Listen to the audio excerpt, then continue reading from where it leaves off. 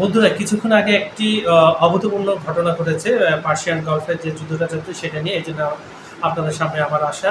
সেটা হচ্ছে কিছুক্ষণ আগে রয়্যাল নিউজ টিভি নামে একটা ওয়েবসাইট টিভি আছে, তারা মোস্তফা খামেনির একটা ভিডিও প্রকাশ করেছে।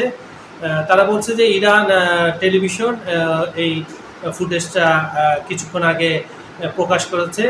সবচেয়ে গুরুত্বপূর্ণ ব্যাপার হলো এতদিন ধরে মানে যুদ্ধটা চলার পর থেকে বিশেষ করে 28 তারিখে যখন প্রথম হামলাটা আসে, যেখানে মারা যান ইরানের সর্বোচ্চ নেতা আলী খামেনি, আরও মারা যান 40 জন শীর্ষস্থানীয় জেনারেলরা সেই অবস্থায় ছিল, ওখানে মারা যান এবং ধারণা করা হচ্ছিল মোস্তফা খামেনি সেখানে ছিলেন এবং তিনি গুরুতর আহত বা নিহত হয়ে গেছিলেন।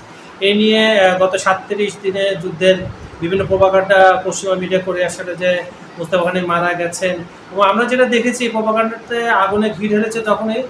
এতদিনে কিন্তু মোস্তফা খামেনির কোনো ভিডিও সামনে আসেনি বা জনসম্মুখে উনি আসেননি, কিন্তু হঠাৎ করে আজকের দিনে 6 এপ্রিল এটা আসাতে যেটা হয়েছে যে বিশেষ করে পশ্চিমাদের ভিত কেঁপে গেছে, আমেরিকা এবং ইসরায়েলের ভিতটা সম্পূর্ণরূপে কেঁপে গেছে।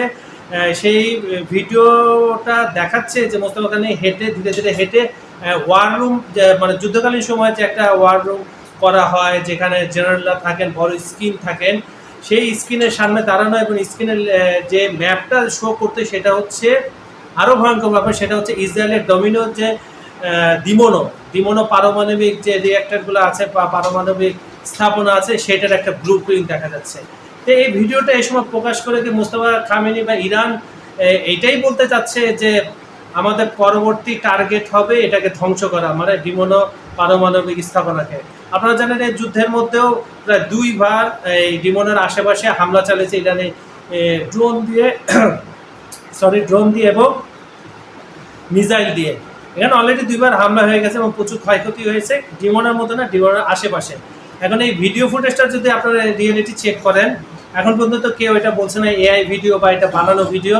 দেখে মনে হচ্ছে এটা রিয়েল ভিডিও এবং তার হাঁটা চলা, মোস্তফা খামেনির হাঁটা চলা দেখে এটা একদম ক্লিয়ার যে উনি সুস্থ আছেন এবং ডিগনিটি নিয়ে হাঁটছেন এবং ওয়ার রুমে যে ধরনের সিচুয়েশন থাকে একটা কমান্ডিং পজিশন, ওইভাবে উনি হাঁটাচলা করে বড় স্ক্রিনের সামনে দাঁড়িয়েছেন। এটা ইসরায়েলের ভিত কাঁপিয়ে দেওয়ার মতো একটা ভিডিও। এটা নিয়ে আরও বিস্তারিত আমাদের ভিডিও কালকে দেখবেন খবর সংযোগ ইউটিউব চ্যানেল খবরজন.com যে ভিডিওটা যাবে সেখানে আপনারা দেখে নেবেন আরও বিস্তারিত, কেন এই রিলেটেড এখনও কেউ কোনো রিয়াকশান দেয়নি। রিয়াকশান দিলে সঙ্গে সঙ্গে আমি এসে পড়ব।